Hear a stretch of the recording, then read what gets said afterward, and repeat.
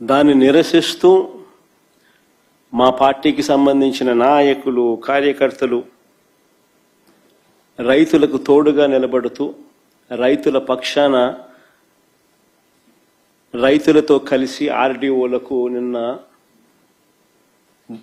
అర్జీ ఇచ్చే కార్యక్రమం చేశారు. ఆశ్చర్యం ఏమిటనంటే రైతుల తరపున మేము చేసే ఈ కార్యక్రమం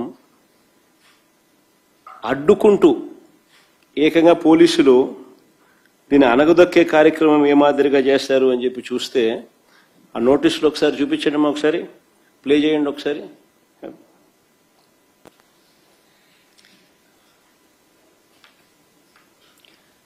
ఆ నోటీసులు ఒకసారి చూస్తే రైతు నాయకులు మా నాయకులు కార్యకర్తలు ఇళ్లకు అర్ధరాత్రి పోలీసులను పంపి ఇంట్లో బెదిరించి ర్యాలీలకు వస్తే కేసులు పెడతామని చెప్పి ఏకంగా బెదరగొడుతూ నోటీసులు ఇచ్చారు. కాకాని గోవర్ధన్ సంబంధించిన కాకాని గోవర్ధన్కి ఇచ్చిన నోటీస్ అది. ఇంకా ముందు మామ ఇది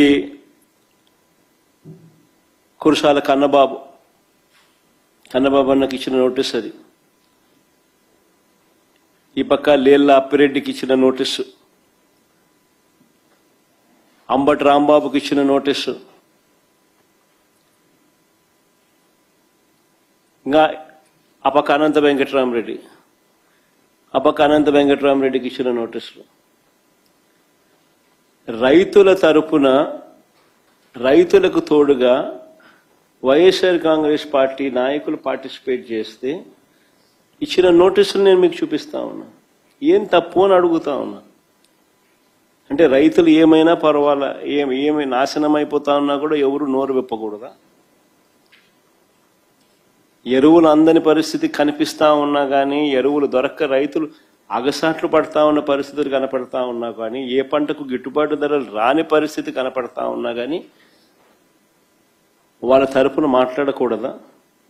ప్రజాస్వామ్యం అనేది ఏ రకంగా ఖూనీ కాబడతా ఉందన్న దానికి ఇవన్నీ నిదర్శనాలు.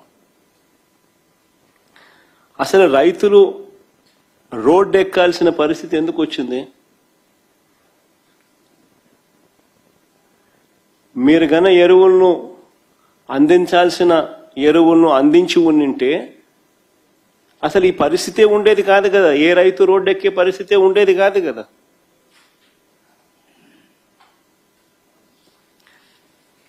మీరు స్కాములు చేయకపోయినంటే ఎరువుల విషయంలో ఈ పరిస్థితి వచ్చి ఉండేది కాదు కదా. ఎరువుల కోసం 2 నెలలుగా రైతులు పడుతా ఉన్న అగచాట్లు 2 నెలలుగా జరుగుతూ ఉంది. It's not something over night జరిగింది కాదు.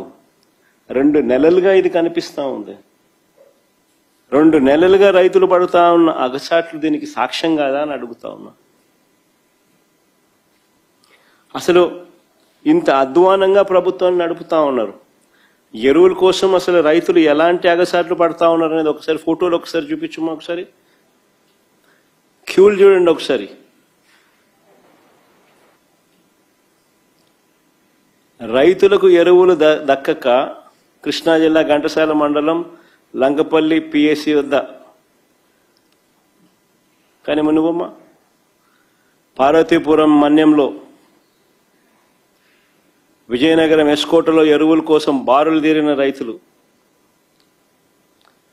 రాజంలో ఎరువుల కోసం రైతులు కొట్లాట, అనకాపల్లి తుమ్మపాలలో రాత్రి సమయంలో ఎరువుల కోసం పాటలు, రాత్రి సమయంలో తూర్పుగోదావరి జిల్లా తాళ్లపూడి మండలంలో పరిస్థితి అది, ఏలూరులో పరిస్థితి అది,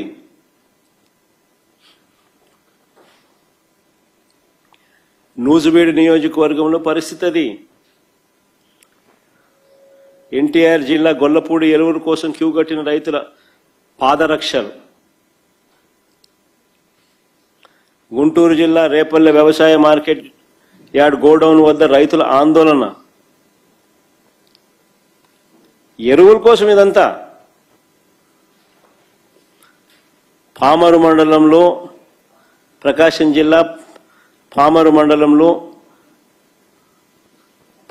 మండలంలో కురమద్దాలిలో పరిస్థితి అది. సత్యసాయి జిల్లా సోమందపల్లిలో పిఎస్సి వద్ద పరిస్థితి ఇది. అన్నమయ్య జిల్లా మదనపల్లెలో క్యూ లైన్లో పరిస్థితి ఇది. చిత్తూరు జిల్లా కుప్పం సొంత నియోజకవర్గం, చంద్రబాబు నాయుడు సొంత నియోజకవర్గంలో పరిస్థితి అది. ఏడన్నా దుంకి సావచ్చు చంద్రబాబు నాయుడు. కనీసం కుప్పంలో కూడా కనీసం రైతులు, కనీసం ఆయన సొంత కాన్స్టిట్యున్సీ రైతుల పరిస్థితి అట్లుందనంటే. ఇది వ్యవసాయ శాఖ మంత్రి కాన్స్టిట్యున్సీ. శ్రీకాకుళం జిల్లా మంత్రి అచ్చెన్నాయుడు నియోజకవర్గం టెక్కలిలో పరిస్థితి అది. క్యూ లైన్లలో ఇద్దరు ఏదైనా బాయోగి ఏదైనా చూసుకొని దుంకుతే బెటరు.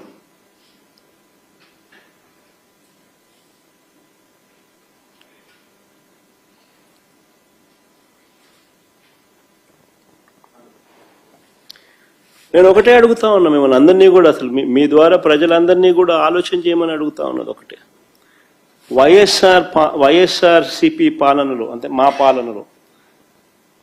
పాలనలో గతంలో జరిగిన మా పాలనలో వైఎస్ఆర్సిపి పాలనలో 5 ఏళ్లలో ఎప్పుడైనా ఎక్కడైనా రైతులు ఇలా ఎరువుల కోసం రోడ్డు ఎక్కడం ఎక్కడైనా చూశారా అని అడుగుతా ఉన్నా. Simple question.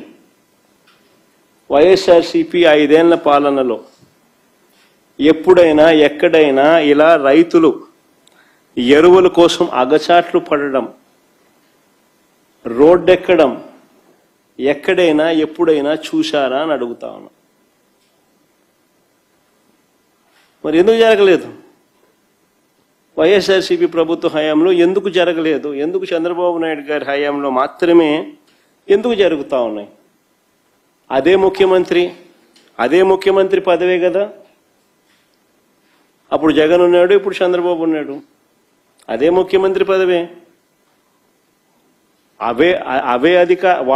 అదే అధికారులే. అప్పుడున్న అధికారులే, ఇప్పుడు కూడా అధికారులే, అదే అధికారులే. మరి ఎందుకు ఈ పరిస్థితి?